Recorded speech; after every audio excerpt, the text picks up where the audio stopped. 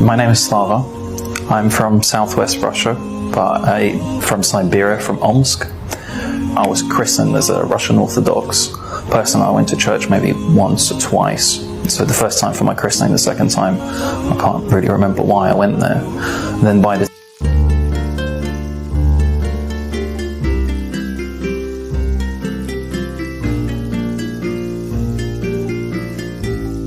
time I reached the UK, I think I was a Protestant Christian by then. I was on the, church services committee at school and singing in the choir and everything else. The thing that attracted me most to Islam, and I repeat this time and time again because everybody asks me the same question, is that it makes sense. Not only overall, but at that specific point in time, it just made perfect sense to me. It wasn't the most pleasant of times, even though times were actually good. I went through different financial stages of my family going through life, and at that point in time, it was probably at its peak. It was the highest time, things were good. But it was also the worst time for me looking back. And I got to a stage in life where I just thought, this is not possible. I just cannot keep doing this. Time and time again, night after night, my studies were slipping, everything else was just going backwards.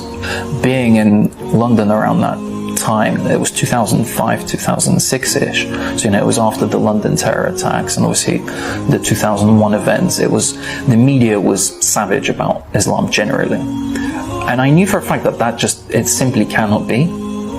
You cannot be painted in such a picture where you have, the complete extreme. So it's only extreme here or extreme there. It's got to be somewhere in the middle.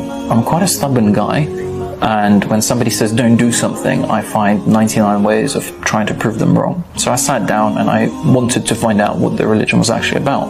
What I found most interesting is that there was never really pressure to become Muslim. It was just a whole lot of information being thrown at you. So from trying to experience Ramadan, I actually thought I'm going to try to do it. I'm going to have a test drive, if you want. And it became just a period of complete tranquility. I was so relaxed. Yeah, I was hungry, I was tired, but I was just completely relaxed and I was at peace with myself. And looking back, that's what nothing else in this world can plug that gap. I was at the London Central Mosque and I was looking for a person to say, well, how do I join this? How do I do this? So I did. I can't really describe the feeling of it. As the years go on, the best feeling I could think of to describe that moment is just gratitude that I was actually put down on the right path.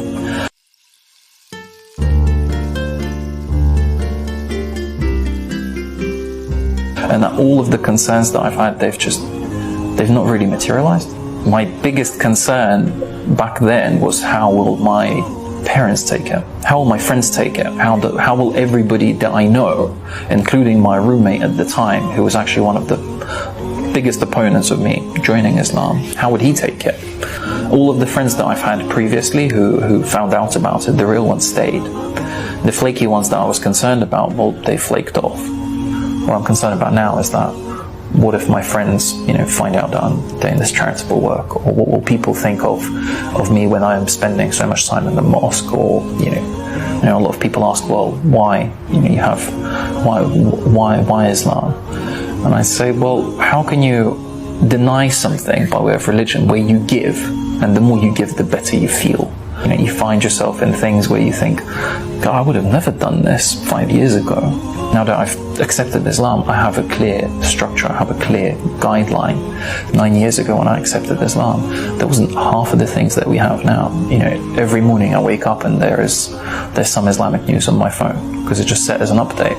If I have some free time, I'll download a podcast of an Islamic scholar.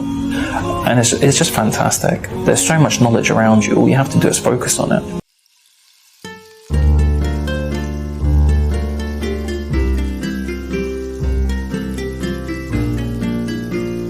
Find yourself a person who you consider to be a friend.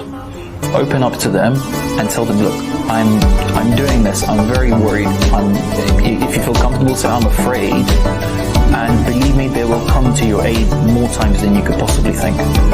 They will always be there to guide you, and they will fight your corner, because they don't even realize that you have these difficulties. They want to help you. Remember, if you get somebody to accept Islam and you are their door to Islam, you get so many good deeds, so I bet there will be people fighting your corner every step of the way.